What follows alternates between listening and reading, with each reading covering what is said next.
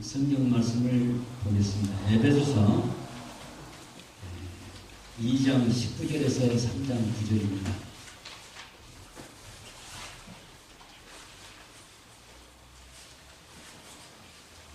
저와 같이 교독하겠습니다.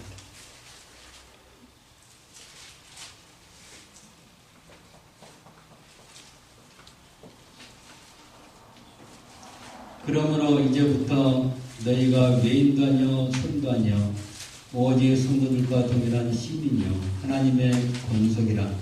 너희는 사도들과 선지자들의 도리에 그리스도 예수께서 친히 보기를 우리에게 그의 안에서 그물마다 서로 연결하여 주 안에서 성전이 되어가고 너희도 성령 안에서 하나님의 거하신 처소가 되기 위하여 예수 안에서 함께 제거하였느니라. 이러함으로 그리스도 예수의 일로 너희 이방을 위하여 갇힌 자 된 나 바울은 너희를 위하여 내게 주신 하나님의 은혜의 경륜을 너희가 들었으리라. 곧 계시로 내게 비밀을 알게 하신 것은 내가 이미 대강 기록한 바 같으니 이것을 읽으면 그리스도의 비밀을 내가 깨달은 것을 너희가 알 수 있으리라. 이제 그의 거룩한 사도들과 선지자들에게 성령으로 나타내신 것 같이 다른 세대에서는 사람들의 아들들에게 알게 하지 아니하시니 이는 일반인들이 복음으로 말미암아 그리스도 예수 안에서 함께 썩어지고 함께 주가 되고 함께 약속의 사는 자가 되리라. 이 복음을 위하여 그의 능력이 역사하시는 대로 내게 주신 하나님의 은혜의 선물을 따라 내가 일꾼이 되노라. 모든 소속이 지극히 작은 자보다 더 작은 나에게 이 은혜를 주신 것은 성량을 수 없는 그리스도의 풍성을 이방인에게 전하게 하시고 다 같이 영원부터 만물을 창조하신 하나님 속에 감추었던 비밀의 경륜이 어떠한 것을 드러내려 하시니라. 아멘.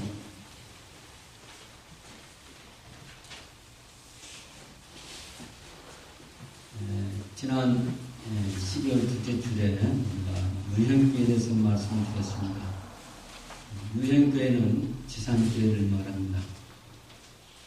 예수 그리스도가 교회의 머리가 되시고 모든 성도는 그에게 붙은 지체로서 연결된 유기적인 조직체가 교회라는 것입니다. 이 교회는 다른 말로 말하면 추수교라고 말할 수 있습니다. 예수 그리스도의 십자가의 구속을 통해서 구속의 은혜를 전하여 하나님의 백성을 모으는 바로 지상의 교회를 말하는 것입니다. 여기에는 성령의 인도로 부름을 받고 기름을 받은 부흥을 받은 사람들이 복음을 지상교회에 전하는 그런 일도 시작됩니다.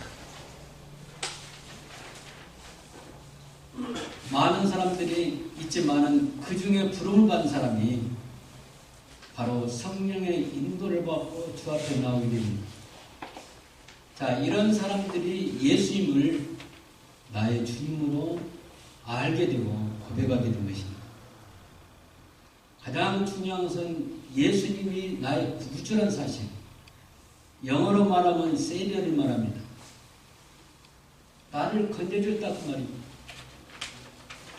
우리 주님께서는 우리의 구속주라는 것입니다.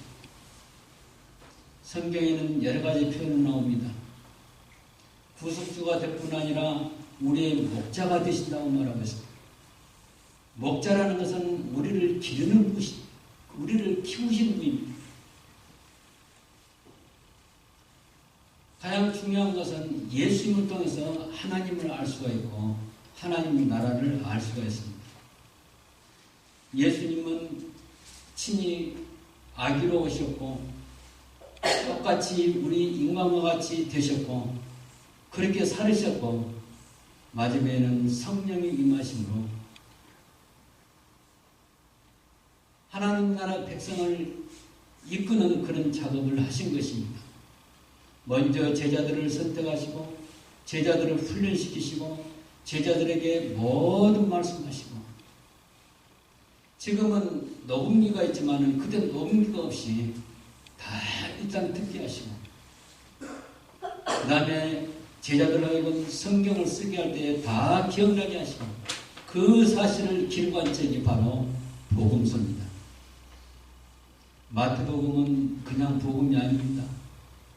마태복음 시작이 바로 예수님이 족보부터 나오니까 좀 진부하고 또 딱딱하고 어렵고 이렇게만 느끼지만 마태복음을 잘 이해하면 하나님 나라 복음이라는 것을 알 수 있을 것입니다.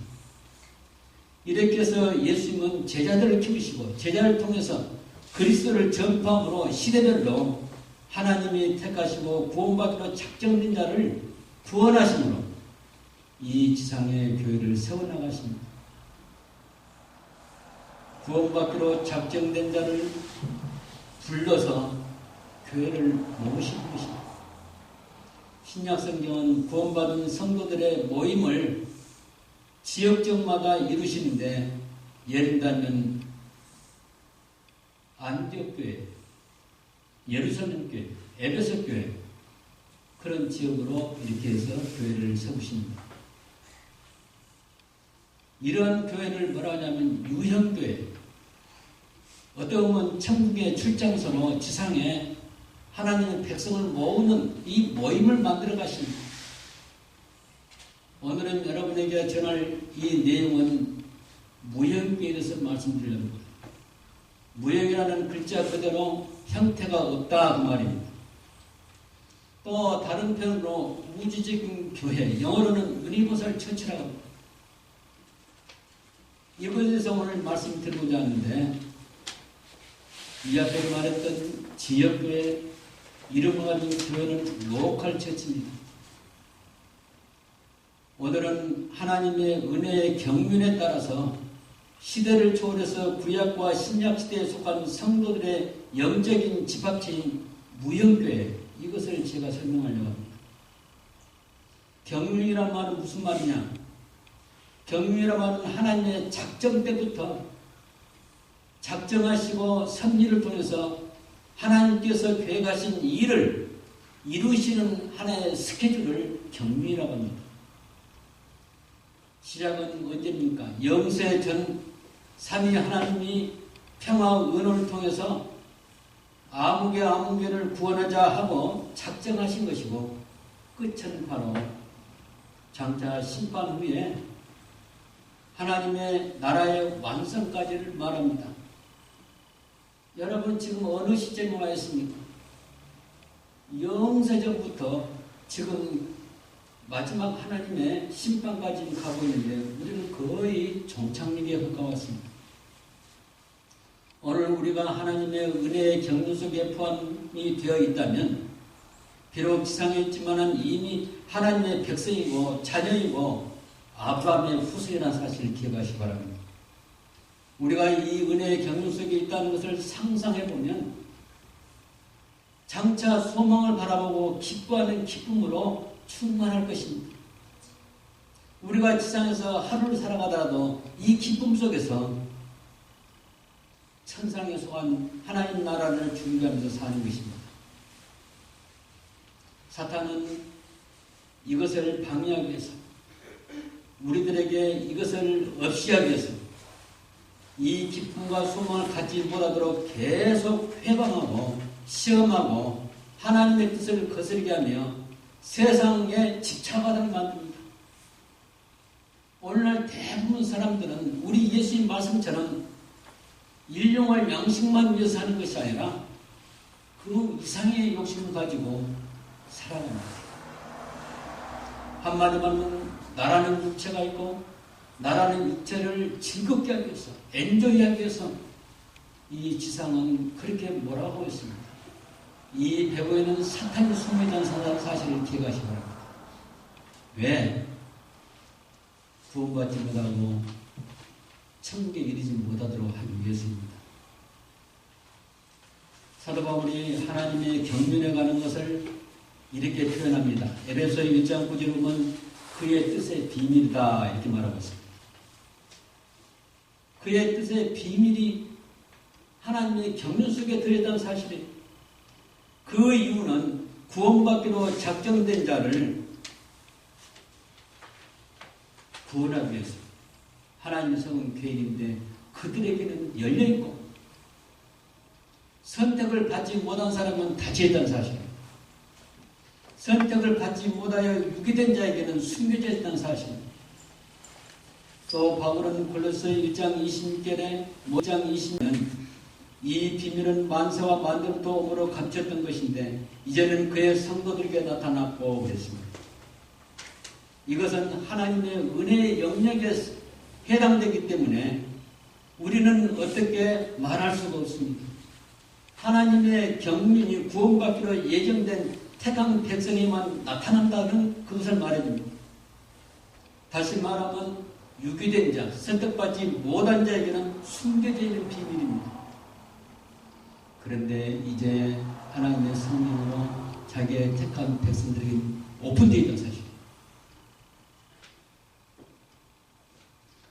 여러분 개혁주의 구원관 여러분 잘 아시죠? 우리 주보에 항상 매주에 나오는데 그걸 다시 한번 보면서 말씀드리겠습니다. 개혁주의 구원관을 투리라고 해요. 그 투리는 영어로 된 그 문장이 나오는데 그 첫 글자를 따서 있습니다. 제가 거기 주보의 뒤에도 영어로 다 써놨어요. 그걸 연결시켜보면 투리입니다. 투리. 자, 이 투립의 첫 번째가 무엇입니까? 인간의 완전 타락이에요. 아담과 하와가 선악과를 따는 그 순간부터 우리 인간은 완전히 타락한 것입니다. 로마서 3장 23절처럼 타락한 사람의 결과는 사망입니다. 거기에 보면 죄의 삭은 사망이다 이렇게 말하고 있습니다. 그래서 완전 타락을 말합니다. 내 스스로 눈을 뜰 수가 없습니다. 내 뜻으로 하나님을 볼 수가 없습니다. 내 의지로 내 육신의 감각으로 하나님 음성을 들을 수가 없습니다. 왜? 완전 타락이기 때문에. 완전 타락해서 죽은 송장과 같은 거예요. 감각이 없어요. 영적인 감각이 없어요. 지식으로도 안 됩니다. 온전히 영적인 감각인 것은 성령이 우리에게 오시지 않으면 이것을 얻을 수가 없는 것입니다.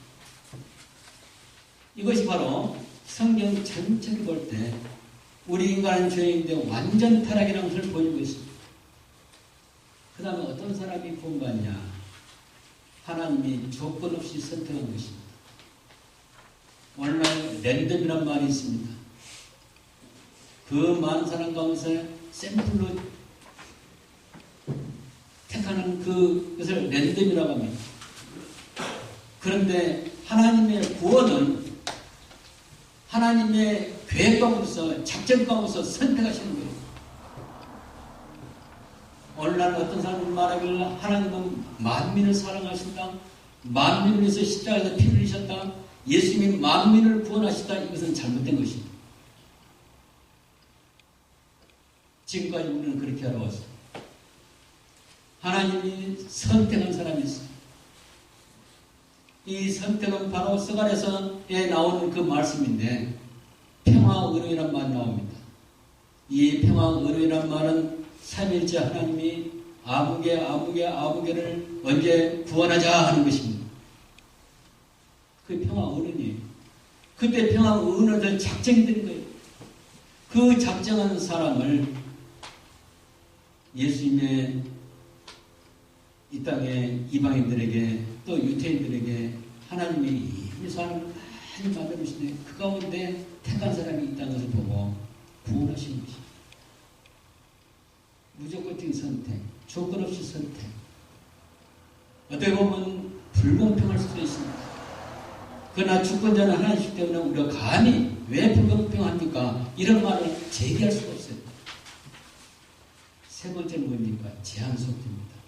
이 제한속죄라는 것은 선택받은 사람만 속죄한다고 말이에요. 그것을 이해하는 요한복음 11장을 잘 읽어보세요.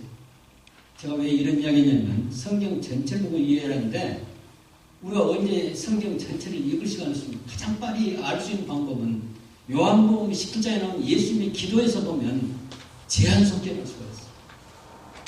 아버지께서 내게 주신 자, 아버지께서 저희를 내게 주셨습니다. 나는 저희를 위해서 빕니다. 이 저희란 말 나오고 아버지께 내게 주시냐는 말이 여러 번 나와요. 요한복음 17장에. 제한 속죄를 말합니다. 이 요한복음 17장 보면 하나님을 선택했다는 그것도 부정할 수 있고 속죄를 만민이 선 것이 아니라 하나님의 구원하기로 작정된 사람을 위해서 그 사람만 위해서 속죄하셨다는 것을 말해주고 있습니다. 그 다음에 하나님의 은혜는 불가항적인 은혜, 불가항적인 은혜. 하나님이 은혜를 주신데 한 은혜를 받기로 된 사람, 구원받기로 작정된 사람은 그 은혜를 거부할 수가 없다는 사실입니다. 나는 이 말을 들을 때 가끔 어떤 생각이냐, 하늘에서 쏟아진 비라든가 우박을 볼 수가 있습니다. 여러분, 비가 내릴 때 나 비 안 맞겠습니다 하고 손으로 가리면 됩니까? 안 되죠. 하나님의 은혜는 그처럼 하나님의 택한 백성들, 택한 자녀들, 어린아이부터 어린애까지 하나님의 백성 안에 이미 계획된 사람들 위해서는 하나님의 은혜가 불가항력적으로 내리게 됩니다. 거부할 수 없습니다. 그 다음에 마지막 그 원리가 무엇입니까? 성도의 견인이에요. 한 번 택한 사람은 끝까지 보호하시고 궁극적으로 구원하신다는 그 뜻입니다. 여러분, 구약업은 인간의 행위라고 참 복잡한 사람이 있습니다. 야곱이 그랬고 솔로몬이 그럽니다. 솔로몬 마지막 인생이 얼마나 지저분했습니까? 행위로 따진다면 솔로몬은 하나님의 언약 백성 안에 들어오지 못합니다. 솔로몬은 바로 예수님의 족보 안에 든 사람입니다. 마태복음 나오는 예수님의 족보 안에 든 사람은 하나님의 은혜를 입은 사람이에요. 그런 사람에게는 불가항력적인 은혜가 있고 궁극적인 구원이 있기 때문에 행위로 따지는 아니에요. 하나님의 축복에서 오는 거예요. 사랑하는 성도 여러분, 여러분 자신을 돌아봅시다. 여러분 자신이 현재 나는 이래야 되는 사람인데 나는 불가능해. 그런 생각이 했지만 하나님께서는 그런 거 이거 딴 거 아니에요. 이미 영세전에 하나님의 평화 은혜로서 구원하는 작정된 사람에게는 그런 것이 아무 소용없습니다. 하나님의 은혜로 구원받게 됩니다. 여러분, 그리스도의 위로를 받아야 사람들이 이것을 모르고 행위로 구원받으려고 노력합니다.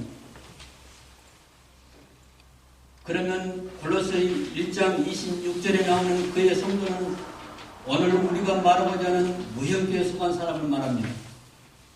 종교개혁 이후에 우리의 믿음의 선배들은 하나님의 은혜와 언약의 근거에서 선거를 정의합니다. 이건 바로 은혜 언약 사상이에요. 이 은혜 언약 사상은 알미니안주의자는 없습니다. 칼빈주의자입니다. 성도는 하나님의 은혜 안에 들어 있어야 하고 하나님의 언약 백성 그 안에 들어와야 한다는 것을 말해주는 것입니다. 하나님의 은혜 아니라 하면 무엇입니까? 장세전에 곧 영세전에 하나님의 작정 안에 포함되어 있음을 말합니다. 언약백성이라는 말은 무엇입니까? 이 언약백성이라는 것은 그 언약은 아브라함에게 한 언약이에요.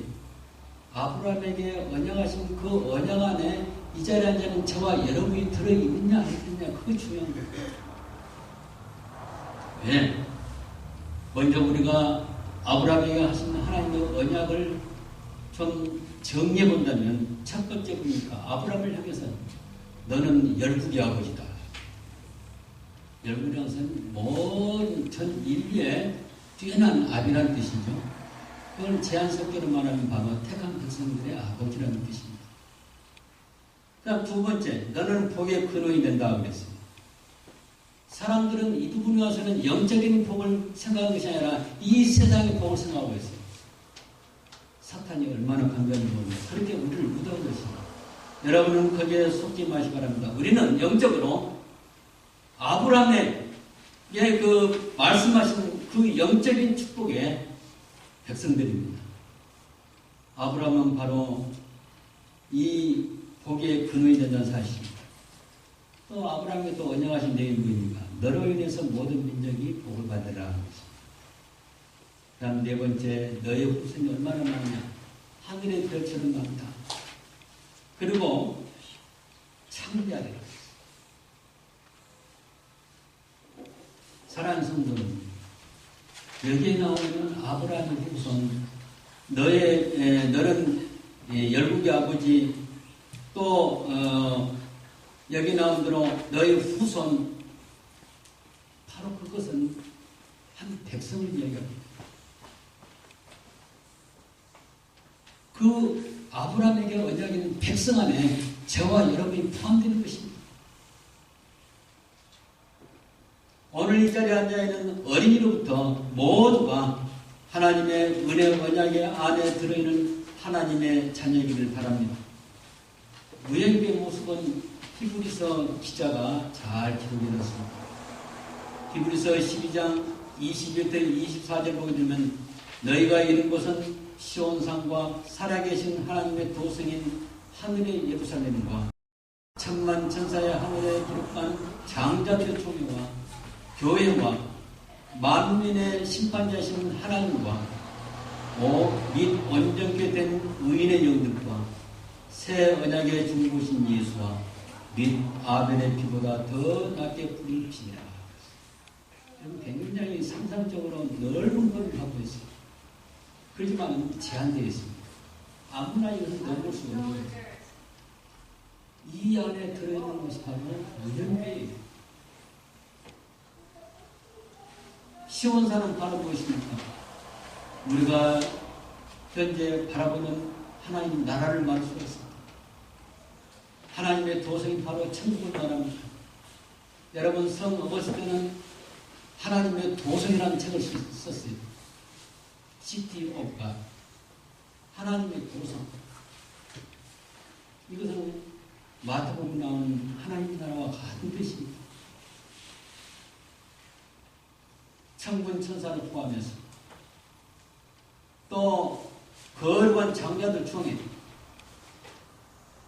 거기 보게 되면 이 모임에는 천만 천사 장자들 중에라서는 지상에서 구원받은 성도들 신자들을 말할 수 있어요. 교회 역시 똑같은 말입니다. 역시 지상에서 구원받은 신자들 말합니다. 그곳에서는 하나님도 계시고 예수님도 계십니다. 이건 무형교회예요. 무형교회. 예수님이 유형교회를 말씀할 때 예수 그리스도를 머리로 해서 우리는 다 지체라고 그랬어요. 그 지체는 직분자가 포함될 수가 있습니다. 이런 것처럼 무형교회에서 하나님이 계시고 예수님이 계시는 것입니다. 여러분 우리 성경 구약을 통해서 구속사를 보면 하나님의 은혜 안에 들어있는 사람들과 들어있지 않은 사람들을 보게 됩니다. 그런 사람들은 하나님의 은혜에서 들어있느냐 아니면 배제되냐 이것을 기준하게 됩니다. 아브라함의 가족 가운데 롯과 하람과 나홀에 이렇게 이루시는데 이런 사람들은 언약 백성에서 배제된 사람입니다. 만약 롯이 언약 백성에 들었다면 우리와 같은 성도가 되는 것입니다. 또 아브라함의 형제가 있는데 나홀과 하람 마찬가지입니다. 하나님께서 아브라함을 기점으로 출발했기 때문에 이삭은 은혜 안에 들어있지만은 이스마엘은 은혜 안에 들어있지 못합니다. 이삭은 배제되고 이삭은 하나님의 은혜 안에 들어있고 이스마엘은 배제되는 것을 말합니다. 이삭은 하나님의 아브라함과 언약이 75세에 아브라함의 70에서 언약이 맺으셨는데 아브라함의 100살 때 태어났어요. 그렇기 때문에 아브라함과 언약 이후에 제일 먼저 언약 안에 들어있는 언약 백성의 첫 번째 열매라고 할 수가 있습니다. 여러분 리브가는 어떻습니까? 리브가는 나홀의 딸이에요. 나홀의 아들 부두엘의 딸이에요. 이 리브가는 바로 얼밀히 말하면 나홀의 후손이기 때문에 언약 백성이 제일 될 수 있지만은 신기하게도 언약 백성은 이삭과 결혼함으로 언약 백성 안에 들어오게 된 것입니다. 이삭과 리브가 사이에 태어난 야곱도 마찬가지입니다. 그런데 같이 태어난 에서는 언약 백성에서 제외됩니다. 여러분 가만히 생각해보세요. 우리의 형제가 사명자인데 나만 구원되고 우리 다른 형님이 구원이 안 된다면 어떻게 됐습니까? 그렇지만은 하나님의 기준을 볼 때는 어쩔 수 없는 거죠. 사랑하는 성도 여러분, 이러한 현상은 하나님의 주권에 해당되므로 우리는 이에 대해서 평가할 수는 없습니다. 예수님도 마태복음 13장에 천국비유에서 이런 말씀합니다. 좋은 고비는 그리스도 닮고 못된 것은 버리니라. 마태복음 13장 48절 말씀입니다.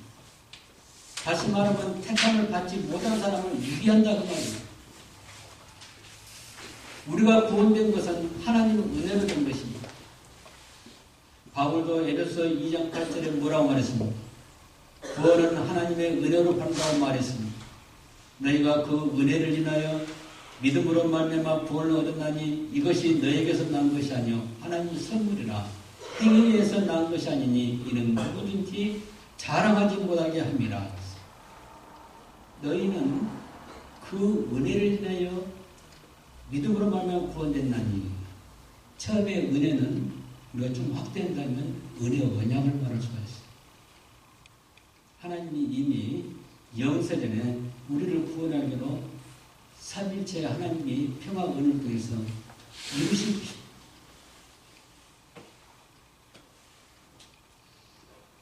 우리의 구원은 바로 하나님의 선물이에요. 우리가 노력해서 얻는 것도 아니고 하나님이 주신 선물입니다. 그 이유는 무엇입니까? 행위에서 난 것이 아니라는 것을 분명히 말씀하기 위해서. 그런데 오늘날 수많은 사람들은 다 행위로 구원받아서 그렇게 알고 있어요. 사랑하는 성도 여러분, 하나님의 이 선물은 돈으로 사는 것이었습니다. 하나님의 사랑이 구원하시고 사랑이 바로 선물로 나타나는 것입니다. 우리의 성도들은 하나님의 은혜를 강조하기 위해서 파이브 솔라를 이야기하는데 그 중에 하나가 솔라 그라티아입니다. 오직 우리 주보 뒤에도 그대로 나와 있죠. 오늘 우리도 솔라 그라티아라고 힘껏 외치합니다. 사랑하는 성도 여러분, 왜 그렇습니까? 사람들은 자꾸 행위로 공부한다고 하니까 그것을 배제시켜서 우리 마음속에 확고한 신앙으로 무장하기 위해서 우리의 구원은 바로 하나님의 은혜라는 것을 생각해서 그렇게 말하는 것입니다. 행위를 강조한 사람들은 개혁주의자가 아닙니다. 알미니안들이 그렇게 생각합니다. 그들은 종교적인 행위로 구원된다고 믿는 것입니다. 오늘 우리 주위에서 보면 목회하는 목사님들부터 그 밑에 신앙한 사람 모두가 다 자기 동료와 법적으로 구원받으라고 했습니다. 오늘 우리는 첫째 하나님 은혜요, 둘째는 하나님의 언약 안에 들어있어야 한다는 그것을 시대를 초월해서 하나님께 역사하신다는 것을 우리 마음속에 간직해야 합니다. 바울은 우리에게 무혈교회를 설명하기 위해서 예수님이 친히 보통의 돌이 되셨다고 말하고 있습니다. 하나님의 예정 안에 들어있어서 시대를 초월해서 구속받은 성도들로 하여금 지금도 날마다 그 건물이 지어져 간다고 그랬어요. 그 모습은 선교사들이 선교를 통해서 또 전도자를 통해서 이렇게 해서 날마다 믿는 자를 대해갈 수가 있습니다. 이것은 아직 미완성입니다. 언제 완성입니까? 우리 예수님의 재림과 동시에 그 사역은 다 끝나버립니다. 그렇기 때문에 이사야는 이런 말을 했습니다. 누구든지 오라, 값없이 오라, 적과 꿀을 사라. 또 바울은 이런 이야기했습니다. 지금이 바로 은혜 받을 때인데 너희들이 은혜를 거두지 말고 은혜를 받으라. 이렇게 말하고 있습니다. 사랑하는 성도 여러분, 바울은 말하기를 자기의 사명에 대해서 이렇게 이야기합니다. 이 복음을 위하여 그의 능력의 역사하신 대로 내게 주신 하나님의 은혜의 선물 따라서 내가 일꾼이 되느라 모든 성도 중에서 즉기 작은 나에게 은혜를 주신 것은 측량할 수 없는 그리스도의 풍성을 이방인에게 전하고 영원부터 만물을 창조하신 하나님 속에 감췄던 비밀의 경륜이 어떠한 것을 드러내려며 하리 하심이라. 오늘 우리는 우리 주위에서 하나님의 은혜가 점점 사라지고 있다는 사실을 기억하시기 바랍니다. 하나님의 은혜가 닫혀가고 있습니다. 저는 가만히 생각해 봅니다.